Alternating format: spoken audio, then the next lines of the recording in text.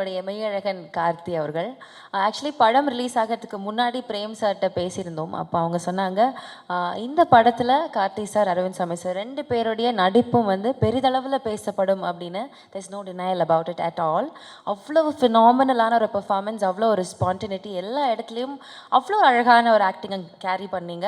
96 வந்து இன்னைக்கு வரைக்கும் பல பேர் நாங்கள் திருப்பி திருப்பி வாட்ச் பண்ணுவோம், இத்தனை வாட்டி நான் பார்த்துருக்கேன் அப்படின்ற மாதிரிலாம் கமெண்ட்ஸ் வந்துக்கிட்டே இருக்குது. there's no doubt மெய்யழகன் அதே மாதிரி ஒரு ரீவாட்சபிள் ஃபில்மாக இருக்க போகுது. Thank you so much for choosing this. வாங்க சார்.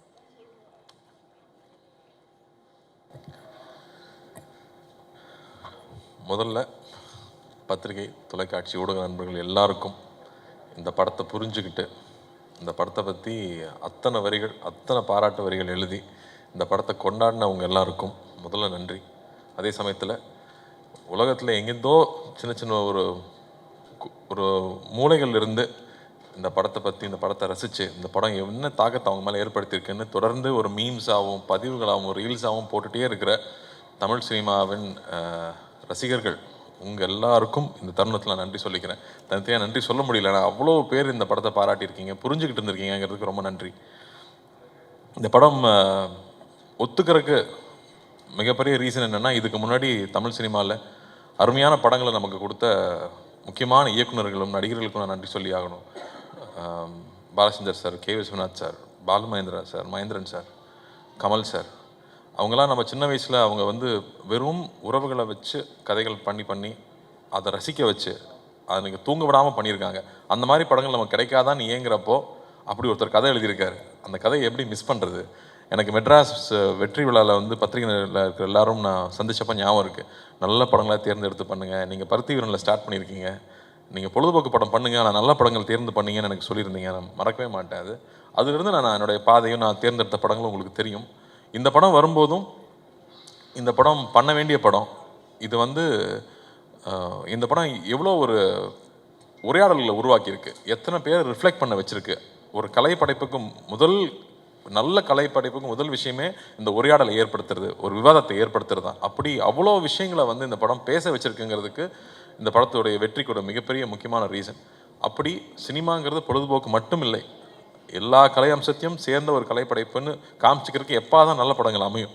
அப்படி ஒரு படமாக தான் நான் பார்க்குறேன். அதே சமயத்தில் இன்றைக்கி ஒரு 30லேருந்து அபவ் இருக்கிறவங்க, வாழ்க்கையில் கொஞ்சமாவது கஷ்டத்தை பார்த்தவங்க, அவங்க எல்லாருக்கும் இந்த படம் நிச்சயம் புரியும்னு நம்பினேன். அண்டு இன்றைக்கி இருக்கிற ஒரு மன ஓட்டம் இருக்கு இல்லையா, ஒரு செகண்ட் வேர்ல்டு வாருக்கு அப்புறமா ஒரு சமுதாயம் வளர்ந்துருக்கும், அவங்களோட எண்ண ஓட்டங்கள் வேறையாக இருந்திருக்கும். அதுக்கப்புறமா இருந்தவங்களோட எண்ண ஓட்டங்கள் இருக்குல்ல, நம்ம வந்து ஒரு தொழிலுக்காக வந்து சிட்டிக்கு வந்துட்டோம், அதுக்கப்புறம் பார்த்தா சொந்தங்களை விட்டு போயிடுறோம், நம்மளுடைய கலாச்சாரத்தை விட்டு போயிடுறோம், நம்மளுடைய சரித்திரத்தை மறந்துடுறோம் அப்படின்னு நிறையா விஷயங்கள் நம்ம மனசில் ரொம்ப ஆழமாக ஓடிக்கிட்டு இருக்கும். அது எல்லாத்தையும் எடுத்து கண்ணு முன்னாடி நிற்க வச்ச மாதிரி இந்த கதை இருந்துச்சு. அப்போ இந்த கதையை பண்ணிடணும் அப்படின்னு தோணுச்சு. அதே ரியாக்ஷன் எல்லாருக்கிட்டையும் இருக்குங்கிறது எனக்கு ரொம்ப சந்தோஷமாக இருக்குது. அது சொன்னார், அன்பை விதைச்சிட்டோம்னா போதும்னு. அன்பு எல்லாருக்குள்ளேயும் இருக்குது, அதை வெளில கொண்டு வந்தால் போதும். இது ஒரு ஃபேஷனபிளான விஷயம் கிடையாது. இன்றைக்கி வந்து கான்ட்ரவர்சி தான் எல்லாரும் அதிகமாக பார்ப்பாங்கன்னு கான்ட்ரவர்சிக்கு வேண்டி போயிட்டு இருந்தாலும், முன்ன பின்ன தெரியாத ஒருத்தருக்கு ஒரு செஞ்ச உதவி, ஒரு சின்ன வீடியோவாக வந்து அதனோட வியூஸ் தான் இங்கே ரொம்ப அதிகமாக இருக்குது. ஸோ அதை எடுத்துகிட்டு வந்து ஒரு கதையாக எழுதியிருக்காரு. அதை எப்படியாவது பண்ணிடணும்னு ஆசைப்பட்டோம். அப்போ 2D கொண்டு போய் கொடுத்தோம்னா தான் இந்த முழுமையாக எந்த ஒரு டிஸ்டர்பன்ஸ் இல்லாமல் அழகாக வந்து சேரும்னு நம்பணும். அதுக்கேற்ற மாதிரி வந்து ராஜாக்கும், Karthiyanan, team managers, Senthil sir, இவங்க எல்லாருக்கும் வந்து பெரிய நன்றி சொல்லணும். ஏன்னா அப்படி கவனிச்சுக்கிட்டாங்க. எல்லாமே நைட் ஷூட்டு கூடயே இருந்து எந்த ஒரு இடையூறும் இல்லாமல் அந்த ஷூட்டிங் கண்டினியூஸாக வந்து முடிஞ்சதுக்கு அந்த ப்ரொடக்ஷனுக்கு ஒரு பெரிய நன்றி சொல்லணும். அதுக்கப்புறம் வந்து ஒவ்வொரு டெக்னீஷியன்ஸும் 96ங்கிற ஒரு படத்தில் ஏற்கனவே எல்லாருமே ப்ரூவ் பண்ணிட்டாங்க, எல்லாரும் அவங்களோட ரசிகர்களாக இருக்கிறோம். ஆனால் திரும்ப அதே டீம் இன்னொரு படம் எடுக்கிறாங்கன்றப்போ அவங்க எல்லாரும் ஒரு குடும்பமாக உட்காந்து அதை ஓனர்ஷிப் எடுத்துக்கிட்டு ஒவ்வொரு டிபார்ட்மெண்ட்டும், நான் ஒவ்வொரு டிபார்ட்மெண்ட்டாக சொல்லணும்னா எடிட்டிங் எடுத்துட்டோம்னா எங்கே எடிட் பண்ணியிருக்காங்கன்னே தெரியாத அளவுக்கு அவ்வளோ ஸ்மூத்தாக கொண்டு போகிறது வந்து அவ்வளோ ஈஸியாக இல்லை. அந்த உரையாடலுக்கும் கற்பனைகளாக இருக்கிற அந்த பழைய கால காட்சிகளுக்கும் ஜம்பே இல்லாமல் அவ்வளோ ஸ்மூத்தாக கொண்டு போனது கோவிந்த் வசந்தாவோட இசை. மாடை பார்க்கும்போது அது என்னமோ ஒரு தெய்வம் மாதிரி தெரியுது நம்ம கண்ணுக்கு. ஒரு சைக்கிள் பார்க்குறப்போ அது விலை மதிப்பில்லாத ஒரு பழைய சைக்கிளுக்கு வந்து அவ்வளோ ஒரு வேல்யூ இருக்குங்கிறது. என் கசன் சொல்கிறான், அந்த படம் பார்த்துட்டு ஒரே ஒரு நாள் அண்ணா கூப்பிட்டு நீ வந்துடுற நான் பார்த்துக்கலான்னு சொன்னார். நான் ரியலைஸ் பண்ணதே இல்லை அந்த மோமெண்ட்டை, எப்போ என் வாழ்க்கை மாறிச்சு நான் ரியலைஸ் பண்ணவே இல்லை. ஆனால் அந்த ஒரு ஃபோன் கால் என் வாழ்க்கையை மாற்றுச்சு. அப்படி நம்ம யாருக்குமே நம்மளை அறியாமல் பண்ண உதவி அவங்க லைஃபே மாற்ற முடியும்னு சொன்னால் அப்போ தெரிஞ்சு எவ்வளோ உதவி பண்ணலாம் அப்படின்னு அவனுக்கு அவ்வளோ மைண்டில் ஓடிட்டே இருந்துச்சுன்னு சொல்கிறான். அப்படி எல்லாருடைய மனசாட்சியாக எல்லாரையுமே வந்து இந்த படம் கேள்வி கேட்க வச்சுட்டு இருக்குன்னா அதுக்கு அந்த இசை கொடுக்குற வேல்யூ இருக்கு இல்லையா, அது அவ்வளோ முக்கியமாக நான் பார்த்தேன். கேமரா ஒர்க்காக வந்து மகி எப்போ வேலை செஞ்சாப்புலனே தெரில, தள்ளி தான் இருப்பாப்புல, கிட்டே வரமாட்டாங்க. ஒரு கிட்ட வந்து கேமரா வச்சு இது சினிமான்னு காமிக்கிற மாதிரி ஒரு காட்சி கூட இல்லை, எல்லா இடத்துலையும் தள்ளி இருப்பாங்க. ஏன் பிரதர் இந்த படத்தில் இந்த ட்ராலி ஷாட்டு இந்த ஜிம்மி ஜிப்பு இதெல்லாம் யூஸ் பண்ணவே மாட்டிங்களா அப்படின்னு கேட்டேன். எந்த இடத்துலையும் சினிமான்னு தெரிஞ்சிடக்கூடாதுங்கிறதுக்காக கேமரா தள்ளியே இருக்கும், எங்ககிட்டயே வந்ததே இல்லை. ஒரு நாள் கூட நானும் சாரும் நடிக்கிறப்போ நாங்கள் வந்து நடிச்சிட்டு இருக்கோங்கிற உணர்வே இல்லை. நாங்கள் 2 பேர் பேசிகிட்டு இருக்கோம், ரொம்ப நெருக்கமானவங்ககிட்ட இருக்கிற போது தான் வந்து நம்மளோட எல்லா விஷயங்களும் பகிர்ந்துக்குவோம். அப்படி எல்லா விஷயம் பகிர்ந்துக்கிறதுக்கான ஒரு ஆப்பர்ச்சுனிட்டி வந்து அந்த கதையில் இருந்திருந்தாலும் அதுக்கான சூழலை வந்து அவ்வளோ ஏற்படுத்தி கொடுத்துருந்தாங்க. லைவ் சவுண்டாக இருக்கிறனால எல்லோரும் பின் ட்ராப் சைலன்ஸில் இருப்பாங்க. அதுக்கு வந்து அசிஸ்டன்ட் டைரக்டர்ஸ்க்கும் அசிஸ்டன்ட் கேமராமேனுக்கும் நன்றி சொல்லணும். அந்த செட்டை அப்படியே வந்து அந்த அமைதியை மெயின்டைன் பண்ணதுக்கு. இல்லாட்டி இந்த படம் பண்ணுறது அவ்வளோ ஈஸி இல்லை. இல்லாட்டி அந்த மாதிரி ஒரு ஜோன் அவுட்டாக உள்ளே போய் நம்மளுடைய சரித்திரமும் நம்ம சமூகத்தில் நகர்ந்த நிகழ்ச்சிகளும், ஏன்னா நமக்கு வராத வரைக்கும் அது பிரச்சனை இல்லைன்னு தான் நம்ம வாழ்ந்துட்டு இருக்கோம். ஆனால் வந்து உன்னை சுற்றி இருக்கிற விஷயம் என்றைக்காவது நாள் உன்னை பாதிக்கும் அப்படிங்கிறது வந்து நமக்கு பின்னாடி தான் இருக்கும். ஆனால் ஒருத்தன் அதை எடுத்து நம்ம கண்ணு முன்னாடி பேசுகிறான் இல்லையா, அப்போ தான் அதனோட சீரியஸ்னஸ் நமக்கு புரியுது. அந்த மாதிரி விஷயங்களை பகிர்ந்துக்கிறது வந்து எனக்கே ஒரு படிப்படியாக இருந்துச்சுன்னு சொல்லலாம். அண்ணன் அடிக்கடி சொல்லுவாங்க, லார்ஜ் ஹார்ட்டடாரு உன்னால் எவ்வளோ பெருந்தன்மையாக இருக்க முடியுமோ அப்படின்னு அடிக்கடி சொல்லிகிட்டே இருப்பாங்க. அப்படி பெருந்தன்மையாக இருந்தால் தான் சில முடிவுகள் எடுக்க முடியும், சில தருணங்களில் முக்கியமான முடிவுகள் எடுக்க முடியும். அப்போ தான் எல்லார் மேலேயும் அன்பாக இருக்க முடியும், நம்ம மேலே கோவப்பட்டவங்க மேலேயும் நம்மளால் அன்பாக இருக்க முடியும். அந்த மாதிரியான சூழல் இந்த படம் திருப்பி எனக்கு ஏற்படுத்தி கொடுச்சுன்னு சொல்லலாம். ராஜா சொன்ன மாதிரி நம்ம ஊரில் சொந்தக்காரங்க இருப்பாங்க, சம்மரானா ஊருக்கு நான் போயிடுவேன், அவங்க தகுதிக்கு மீறி நம்மளை கவனிப்பாங்க. அது நம்ம மெட்ராஸ்லேருந்து வர பசங்க, அதனால் இவங்க நல்ல பிஸ்கெட் தான் சாப்பிடுவாங்க, ஒரு நல்ல வாழைப்பழம் வாங்கி வைக்கணும்னு அவங்க தகுதிக்கு மீறி கவனிச்சுப்பாங்க. ஆனால் நம்ம சாப்பிடாம கூட வருவோம், கையில் தொட்டு கூட பார்க்க மாட்டோம். ஆனால் நான் அவங்க சாப்பிட்றமான்னு பார்த்துட்டே இருப்பாங்க. எனக்கு அதெல்லாம் அப்போ நான் நினச்சி பார்க்கவே இல்லை, இப்போ நான் நினச்சி பார்க்குறேன். நம்ம மேலே எந்த எதிர்பார்ப்பும் இல்லாமல் நம்ம மேலே அன்பு காட்டினவங்கள நம்ம வந்து அங்கீகரிக்கிறோமா, அதை திருப்பி கொடுக்குறோமா அப்படின்னு நான் திரும்ப யோசிச்சு பார்க்குறேன். அப்போ அது திரும்ப ஞாபகப்படுத்துது, திரும்ப ஊருக்கு போனால் அவங்க வீட்டுக்கு போய் உட்காந்து ஒரு வாய் சாப்பிட்டு வரணும்னு தோணுது. ஸோ அந்த மாதிரி உணர்வுகள் எல்லாம் வந்து நம்ம இழந்துட்டோமா இல்லை மறந்துட்டோமா, அந்த படம் திரும்பி அதை ஏற்படுத்துது. அப்படி வந்து ஒவ்வொருத்தருக்குள்ளேயும் இருக்க நிறையா நினைவுகளை வெளியில் கொண்டு வருது. அவங்க எழுதி தள்ளுறாங்க, பேஜாக எழுதி தள்ளுறாங்க. ஸோ அது ரொம்ப சந்தோஷமாக இருக்குது, இந்த படத்தை புரிஞ்சுக்கிட்டாங்க அப்படின்னு. சரி, நம்ம மாநிலத்தில் மட்டும்தான் ஓடுதான்னு பார்த்தா ஆந்திராலையும் நல்ல அதே ரெஸ்பான்ஸ் இருக்குது, கேரளாவில் போனாலும் அதே மாதிரி இருக்குது. வெளிநாட்டில் இருக்கிறவங்க இன்னும் பயங்கரமாக கொண்டாடுறாங்க, ஏன்னா அவங்க ரொம்ப தூரத்தில் இருக்காங்கன்றப்போ அவங்களுக்கு அந்த வேல்யூ ஜாஸ்தி தெரியுது. ஸோ இதுக்காக இந்த படம் எடுத்தோம், என்ன சொல்ல முயற்சி பண்ணுமோ அது போய் சேர்ந்துருக்கு. எல்லாரும் ராஜா சொன்ன மாதிரி இந்த படம் கொடுத்ததுக்கு நன்றின்னு சொல்கிறாங்க. அதை விட வேறு என்ன சந்தோஷம் வேணும்? அந்த சந்தோஷத்தை ஏற்படுத்தி கொடுத்தது நீங்கள், அது கொடுத்த அங்கீகாரம் தான். நீங்கள் அந்த படத்தை பாராட்டினதும் அந்த படம் நல்லா இருக்குன்னு சொன்னது தான் அதை முழுமை அடைக்குது. ஸோ பத்திரிகை நண்பர்களுக்கும், நிறைய பேர் நண்பர்களும் சொல்லக்கூடாது, பெரியவங்க, நான் சின்ன வயசில் அங்கிள்னு கூப்பிட்டவங்களாம் இங்கே இருக்காங்க, அவங்களுக்கும் எல்லா ரசிகர்களுக்கும் இந்த படத்தை புரிஞ்சுக்கிட்டு பாராட்டினவங்க எல்லாருக்கும் ரொம்ப நன்றி. அதே மாதிரி வந்து எங்கள் அத்தானை மிஸ் பண்ண முடியாது, அத்தானை கடைசியாக வர்றேன். பட் பிரேம் அவரோட எழுத்து வந்து ஒரு ஹிஸ்டாரிக்கல் ஒன்று வச்சுருக்காரு, இப்போ நான் அப்டேட்டாக கொடுத்துட்றேன். ஒரு ஹிஸ்டாரிக்கல் ஒன்று வச்சுருக்காரு, அதை நடைய படித்து முடிச்சதுக்கப்புறமா யாரையா நீன்னு கேட்குற அளவுக்கு மரியாதைலாம் போயிடும்ல. ரொம்ப பிடிச்சி போச்சுன்னா, டே யாரா நீ எப்படா அப்படி எழுதுற, எனக்கு அவருக்கு ஒரே வயசு தான், தயவுசெய்து நெக்ஸ்ட் டைம் டை அடிச்சிட்டாங்க. அந்த அளவுக்கு வந்து நம்ம அப்படி ஒரு நடை அவரோட எழுத்தில் இருக்கிறது வந்து பிரமாதமாக இருந்துச்சு. அது எப்போ நீங்கள் எழுதி முடிப்பீங்கன்னு நானும் வெயிட் பண்ணிட்டு இருக்கேன். நமக்கு ரொம்ப கேப் விடாமல் எழுதி முடிங்க. அதே மாதிரி சவுண்ட் டிபார்ட்மெண்ட்டு, அந்த கோயிலேருந்து அந்த பையன் கிளம்பி வரும்போது அந்த யானை மேலே டச் பண்ணுது, அங்கேயே வந்து எல்லோரும் எமோஷனல் ஆகிட்டாங்க. அப்படி வந்து ஒரு ஒரு சரியான ஒரு காட்சியும் சரியான ஒரு இசை மட்டுமே ஒருத்தரை வந்து அள வைக்க முடியுமா அப்படிங்கிறது வந்து மறுபடியும் எனக்கு ஒரு லெசனாகவே இருந்துச்சு இந்த படத்தில். அது என்னால் ஃபஸ்ட்டு உணர முடியல, தியேட்டரில் பார்க்குறப்போ தான் நான் அதை உணர்றேன். ஸோ அப்படி வந்து நுணுக்கி ஒவ்வொரு டெக்னீஷியன்ஸும் இந்த படத்தில் வேலை செஞ்சது ஒரு அருமை நமக்கு தெரியுது.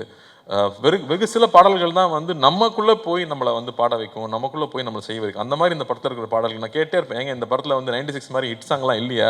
ஆமாம் பிரதர், இந்த படத்தில் லவ் சாங்கெல்லாம் போட முடியாது அப்படின்னு சொல்லிட்டாரு முதல்லையே. ஆனால் இதில் இருக்கிற சுச்சுவேஷனுக்கு சாங்ஸ் இருக்கிறது இருக்கு இல்லையா, அது அவ்வளோ அழகு. வந்து இந்த போகிறேன் நான் போகிறேங்கிற சாங்கும், யாரவன்கிற அந்த சாங்கும், கமல் சாரோட வாய்ஸ் வரும்போது, கமல் சாருக்கு எத்தனை நன்றி சொன்னாலும் பத்தாது. அவருக்கு வந்து இந்த படத்தில் அண்ணாக்காக தான் நிச்சயம் பாடி கொடுத்துருக்காரு. ஆனால் அண்ணாக்காக வந்து அவர் முடிக்கும் போதும் பாடும்போதும் நாங்கள் இருந்த அந்த உணர்வு இருக்கு இல்லையா, அவ்வளோ பேருக்கு வந்து அது எல்லாரும் சொல்கிறாங்களே, அந்த யாரோ வந்து என்னை ரொம்ப நெருங்கினவனை கட்டி பிடிச்சிக்கிட்ட மாதிரி இருக்குது இந்த படம் பார்த்ததுக்கு அப்புறமா. அதில் இழகி தான் நான் சிரிக்கிறேன் அழுகிறேன்னு சொன்னாங்க. அது கமல் சாரோட வாய்ஸ் ஒரு மிகப்பெரிய ஒரு காரணம். அவருக்கும் நன்றி சொல்லணும். அதுவும் எழுத்தாளர்கள் வந்து அந்த வரிகள் இருக்கு இல்லையா, மழை நீரில் கரைந்தே போவதில்லை மலை என்றும் மலைதானே அப்படின்னு வந்து கமல் சார் பாடும்போது, ஐயோ இதெல்லாம் சின்ன வயசுல தான் இந்த மாதிரி நம்ம உணர்ந்திருக்கோம்ல அப்படின்னு அந்த மாதிரியான உணர்ச்சிகள். அது நம்ம வந்து நிறையா நாள் சினிமாலேயே இருந்திருக்கோம், அது சினிமாவை வந்து ஜட்ஜ் பண்ணிக்கிட்டே இருக்கோம், அதில் கரெக்ஷன் சொல்லிக்கிட்டே இருக்கோம். அப்படி இல்லாமல் அப்படியே நம்ம படத்தை நம்ம ரசிக்க முடியுது. நான் ரொம்ப செல்ஃப் கிரிட்டிக்கல் நான், பட் அதை தாண்டி நம்மளால் ரசிக்க முடியுது அப்படிங்கிறது ரொம்ப இதமாக இருந்துச்சு. இந்த படம் ஒர்க் பண்ணும்போதும் படம் பார்க்கும்போதும். என் அத்தான் மேட்டருக்கு வந்தால் வந்து, என்ன சார் சொல்லட்டுமா வேணாமா சார், நீ ரொம்ப பேசுவ அப்படின்னாரு முதல்ல. வேறு வழியில் சார் அந்த படத்துக்கெல்லாம் பேசி தான் ஆகணும். ஏன்னா வந்து அந்த ஃபோன் கான்வர்சேஷன் பற்றி தான் நான் முக்கியமாக சொல்லணும்னு நினச்சேன். ஏன்னா அப்போ தான் நான் ஷூட்டிங் இல்லை, மற்ற நாள்லாம் கூடயே தான் இருந்திருக்கேன். அப்போ தான் நான் தொல்லை பண்ணுறதுக்கு பக்கத்தில் இல்லாததுனால அந்த காட்சிகள் நான் ஸ்க்ரீனில் பார்க்கும்போது அப்படி இருந்துச்சு. இங்கே எல்லாரும் சொல்லிட்டு இருந்தாங்க, ஒரு ட்ரூ கலர் போட்டால் நம்பரை கண்டுபிடிச்சிடலாமே. நம்பர் கண்டுபிடிக்கிறது இந்த கதை கிடையாது, அது கிடையாது. என் மேலே இவ்வளோ அன்பாக இருக்கான், எனக்கு அவனை தெரியல, அதை நான் மறைச்சிருந்திருக்கேன். அப்போ நான் எவ்வளோ ஒரு தப்பானவன், நான் எவ்வளோ வந்து எனக்கு வந்து நான் ஒரு தப்பு செஞ்சுருக்கேன். அந்த தப்பை நான் அவங்ககிட்ட சொல்லி மன்னிப்பு கேட்கணும்னு நினைக்கிறது தான் இதில் அந்த இருக்கிற அந்த ஒரு பெரிய விஷயமா நான் பார்க்குறேன். டக்குன்னு நம்பர் தெரிஞ்சுட்டேன், அவனுக்கு தெரியுண்டா அப்படின்னு சொல்கிறது கிடையாது. நான் மன்னிச்சிரு, நான் தப்பு பண்ணிட்டேன், நான் மோசமானவன், எனக்கு உன்னை தெரியல அப்படின்னு சொல்கிறது ஒரு உண்மை இருக்கு இல்லையா, அது அந்த கண்ணில் பார்த்தேன். அந்த ஒவ்வொரு வார்த்தை சொல்லும் போதும் பார்த்தேன். அது வந்து பிரமாதமாக இருந்துச்சு. சார்கிட்ட நான் சொன்னேன், சார் சான்ஸே இல்லை சார், அப்பப்பா அப்படின்ட்டார் ஒரே செகண்டில். ஆனால் அது வந்து அந்த உண்மை இருக்குல்ல, அவ்வளோ நேர்மையாக இருந்தால் தான் அதை சொல்ல முடியும்னு எனக்கு தோணுச்சு. அப்படி அவர் சொன்ன விஷயம் இருக்கு இல்லையா, அது எவ்வளோ பேருக்கு புரிஞ்சுதுன்னு தெரியல. அது வந்து ரொம்ப ஈஸி இல்லை, எனக்கு கண்டுபிடிச்ச நம்பர் யாராவது கேட்டு சொல்கிறது இல்லை, எனக்கு ஒன்று தெரியல, நான் அதுக்கு அசிங்கப்படுறேன் அப்படின்னு சொல்லிட்டு சொல்கிற அந்த நேர்மை வந்து அவர் கண்ணில் அப்படியே இருந்துச்சு. அதுக்கப்புறமா பேச பேச டே தாங்க முடியலடா சொல்லி தொடடாங்கிறப்போ அந்த உரிமையும் இருந்துச்சு. அதான் சொல்லிட்டு இருந்தாங்க, போட்டி போட்டு நடிச்சிருக்காங்க 2 பேரும். போட்டியெல்லாம் போடலை, அது வந்து அவ்வளோ சந்தோஷமாக நான் என்ஜாய் பண்ணி 2 பேரும் சேர்ந்து ஒவ்வொரு நாளும் பேசி பேசி ரசித்து ஒர்க் பண்ணோம். ஸோ வந்து அதுக்கு சாருக்கெலாம் தேங்க்லாம் சொல்லிட முடியாது, அடிக்கடி போய் தொலை பண்ணிகிட்டே தான் இருப்போம் நாங்கள் தொடர்ந்து. பட் ரொம்ப அருமையாக இருந்தது சார், நான் அவ்வளோ ரசித்து பார்த்தேன் அந்த காட்சிகளை. அதே மாதிரி இவன் யாருன்னு தெரியாமல் இருக்கும்போது ஒரு விஷயம் இருக்கும், அது புக்கில் கூட அவர் அப்படி எழுதலை, உங்களுக்கு அந்த கிரெடிட் கிடையாது. அருள்மொழியை வந்து நீங்கள் அப்படி எழுதலை, அதை எங்கள் அத்தான் தான் அப்படி ஆக்கியிருக்காரு. அதை வந்து பல மடங்கு மேலே எடுத்துகிட்டு போனது வந்து எங்கள் அத்தான் தான். அவ்வளோ பியூட்டிஃபுல்லாக அதை லேயர் லேயராக புரிஞ்சுக்கிட்டு இந்த கேரக்டர் எப்படி இருக்கணும். அவர் வந்து ஒரு சர்ஃபேஸ் லெவலில் அவன் வந்து ஒரு மரம் மாதிரி தான் எழுதியிருந்தார். எல்லா உணர்ச்சிகளும் அற்று போன ஒரு மரம் மாதிரி தான் அந்த கதாபாத்திரத்தை எழுதியிருந்தார். அப்படி இல்லாமல் அது உணர்ச்சி பூர்வமாக வந்து அது ஃபஸ்ட்டு எப்போ ஓப்பன் ஆச்சுன்னு எனக்கு ஞாபகம் இருக்குது. யார் ஃபஸ்ட்டு குளிச்சுட்டு வராங்கன்னு பார்ப்போமா அப்படின்னாரு. நான் ஃபஸ்ட்டு ஆடி போயிட்டேன், இப்படி இல்லையே அப்படி எழுதலையே அப்படின்னு.